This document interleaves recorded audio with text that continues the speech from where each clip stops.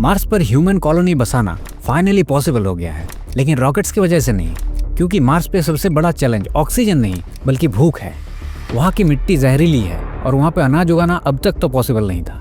इसीलिए साइंटिस्ट ने डिस्कवर किया है क्रिस्पर, जो क्रॉप्स की केमिस्ट्री नहीं बल्कि बायोलॉजी को बदल रहे हैं ताकि मार्स के लिए एलियन क्रॉप्स डिजाइन कर सकें। और कैसे ये मार्स पे ह्यूमन कॉलोनी को पॉसिबल बनाएगा, चलिए जानते हैं। अभी मैं डीएनए और जेनेटिक्स के बारे में रिसर्च कर रहा था, तो मुझे मिला कि 2020 के केमिस्ट्री में नोबेल प्राइज विनर्स ने एक क्रिस्पर को कैसे यूज करना है ये बताया था। उनके मुताबिक क्रिस्पर के यूज करके हम एनिमल, प्लांट्स और माइक्रो ऑर्गेनिजम्स के डीएनए को एक्सट्रीमली हाई प्रिसिजन से मॉडिफाई कर सकते हैं। अब ये क्रिस्पर क्या है इसमें मैं आता हूँ, पहले ये मार्स में ह्यूमन कॉलोनी बसाने में कैसे मदद करेगा ये समझ लेते हैं। तो अगर हम डीएनए प्रिसाइजली मॉडिफाई कर सके तो क्या हम अनाज और माइक्रो ऑर्गेनिज्म को मार्स में सस्टेन करने के लिए कैपेबल नहीं बना सकते? लेकिन फिर मुझे पता चला इसके चैलेंजेस के बारे में। मार्स कोई डिजर्ट नहीं, ये एक केमिकल वेस्टलैंड है। वहाँ की मिट्टी में भारी मात्रा में परक्लोरेट्स है। ये सुनने में फैंसी लगता है, लेकिन सिंपल भाषा में ये ब्लीच है। इसका सिर्फ 0.6% एक हेल्दी इंसान का थायराइड को कम्प्लीटली डैमेज कर सकता है। अर्थ की मिट्टी जिंदा है, उसमें बैक्टीरिया होते हैं जो प्लांट्स के लिए न्यूट्रिएंट्स और खाना को तैयार करते हैं। लेकिन मार्स वो बस क्रश्ड वॉल्केनिक रॉक है, डेड, स्टेराइल, जीरो न्यूट्रिएंट्स। यही मार्स पे ह्यूमन कॉलोनी को एक्सट्रीमली चैलेंजिंग बना देता है। तो सॉल्यूशन क्या है? अर्थ से मार्स पे मिट्टी लेके जाए? इम्पॉसिबल। अर्थ से सिर्फ इतना मिट्टी मार्स में पहुंचाने का कॉस्ट $100 ट्रिलियन से ज्यादा आएगा, जो डीप स्पेस लॉजिस्टिक का हाई कॉस्ट बताता है। रेफरेंस के लिए समझ लो कि अगर पूरा वर्ल्ड की इकोनॉमी को एक साथ मिला दिया जाए तो उसका टोटल वर्थ ही सिर्फ $115 ट्रिलियन तक जाता है। इसका मतलब अगर हम मार्स को बदल नहीं सकते तो हमें लाइफ को बदलना होगा जो वहाँ सस्टेन कर सके, और यहीं पे क्रिस्पर टेक्नोलॉजी रिलेवेंट बन जाती है। क्रिस्पर को समझने के लिए आपको पहले डीएनए को समझना पड़ेगा। डीएनए को आपका शरीर का इंस्ट्रक्शन बुक समझ लीजिए। इसमें ही लिखा हुआ रहता है कि आपकी हाइट कैसी होगी और आपकी आंखें कैसे दिखेंगी।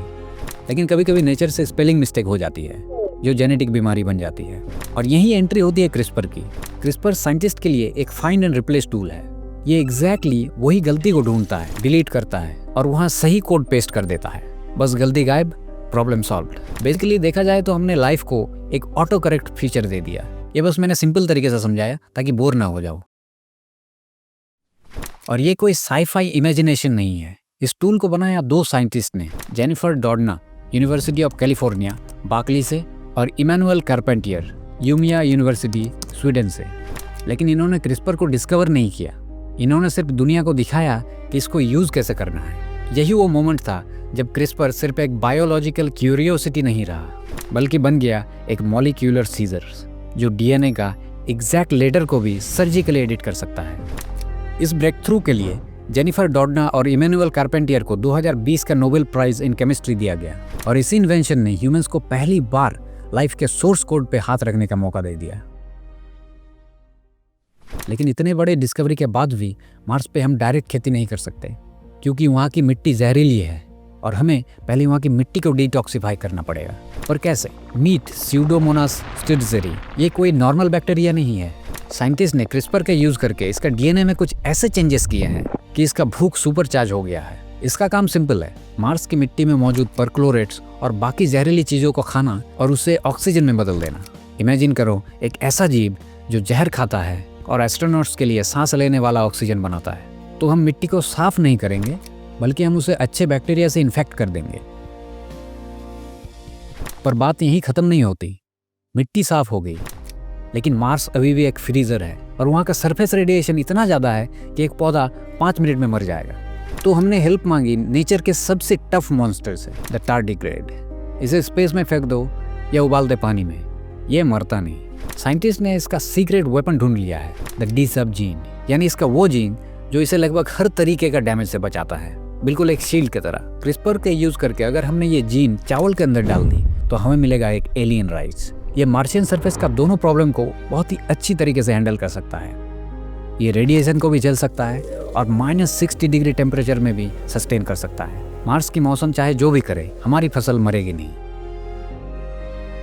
लेकिन वेट, क्रिस्पर के बाद भी अगर आपने चावल को मार्शियन सॉइल पे लगाया तो वो भूखा मर जाएगा, क्योंकि हमने मिट्टी से जहर को तो निकाल दिया, लेकिन उसमें अभी भी खाना यानी न्यूट्रिएंट्स नहीं है। वो मिट्टी अभी मिट्टी नहीं, बस क्रश्ड रॉक्स हैं। हमारे राइस को चाहिए वीआईपी ट्रीटमेंट। तो मार्शियन सॉइल को न्यूट्रिएंट्स देने के लिए साइंटिस्ट अल्फा अल्फा के यूज़ कर सकते हैं। ये एक तरीके का घास है, लेकिन इसको वीआईपी ट्रीटमेंट की ज़रूरत नहीं है। ये ढीठ है, ये बिना खाद के सीधे पत्थरों के ऊपर उग सकता है और इसका सुपर पावर है हवा से नाइट्रोजन को खींचना और उसे मिट्टी में लॉक करना। ये बेसिकली एक लिविंग फर्टिलाइजर है। तो पहले हम मार्स की मिट्टी में अल्फा अल्फा को लगाएंगे, फिर उसे तोड़ के उसी मिट्टी में मिला देंगे, जो मार्स के डेड सरफेस को लिविंग सॉइल में बदल देगा। और इस सुपर सॉइल में फाइनली हमारा एलियन राइस सर्वाइव कर सकता है। तो पहले घास, फिर खाद, फिर खाना। यहाँ तक तो सब ठीक लग रहा है, लेकिन एक बहुत बड़ा प्रॉब्लम है। क्रिस्पर के यूज़ करके जो हमने सुपर बैक्टीरिया बनाया, वो अगर मार्शियन सरफेस पे फैल गया तो क्या होगा? ये पूरे मार्स को इन्फेक्ट कर देंगे, और अगर वहाँ पे पहले से ही कोई लाइफ फॉर्म्स हुई तो ये उन्हें भी ख़त्म कर देंगे। इसीलिए साइंटिस्ट को इनके डीएनए में एक किल स्विच लगाना पड़ेगा, बिल्कुल एक सेल्फ डिस्ट्रक्ट बटन की तरह। जब तक ये लैब के अंदर है, सेफ है, और जैसे ही ये बाहर निकलेंगे, boom, automatic death. So is colony on Mars finally possible? जवाब है हाँ, लेकिन वैसे नहीं जैसे मूवीज़ में दिखाते हैं। हम नेचर को फोर्स नहीं करेंगे, बल्कि उसे एडिट करेंगे। क्रिस्पर ने हमें वो चाबी दी है जिसका यूज़ करके हम बायोलॉजी के रूल्स को मार्स के हिसाब से रीराइट कर सकते हैं। लेकिन ये सिर्फ मार्स पे रहने के लिए ज़रूरी नहीं है, बल्कि जो टेक्नोलॉजी हम वहाँ डेवलप करेंगे, जैसे drought resistant crops, salt tolerant rice, वो अर्थ पे भी क्लाइमेट चेंज से लड़ने में मदद करेंगे। मार्स को ग्रीन बनाने का रास्ता अर्थ को बचाने से होकर ही जाता है। पूरी दुनिया में साइंस और टेक्नोलॉजी कितनी आगे बढ़ रही है, लेकिन इस रेस में भारत भी पीछे नहीं है। हाल ही में एक बड़े अमेरिकन कंपनी ने अपने सैटेलाइट को स्पेस में पहुंचाने के लिए अमेरिकन स्पेसएक्स को छोड़ के हमारे इसरो को चूज किया। पर क्यों?